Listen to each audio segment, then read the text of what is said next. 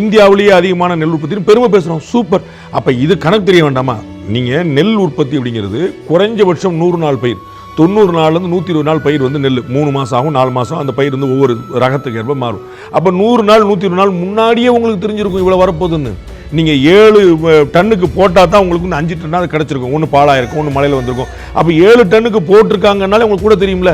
திடீர்னு வந்து நாங்கள் 3 லட்சம் டன் இருந்துச்சு, இப்போ 7 லட்சம் டன்னாக மாறிடுச்சு அப்படின்னா உங்களுக்கு இன்னைக்கு தான் தெரிஞ்சா 3 மாதம் முன்னாடி தெரியலையா? அப்போ 3 மாதம் முன்னாடி அதுதான் இன்னைக்கு வந்து மாற்றி கேட்குறாங்க. மழை வருது, பாதிப்பு வரும், அப்போ எல்லாமே தெரிஞ்ச விஷயங்கள் தானே. பருவமழைங்கிறது வரத்தான் செய்யுது. இது வந்து மேக வெடிப்பு கிடையாது, திடீர்னு வந்துருச்சு பாலாய் போச்சு.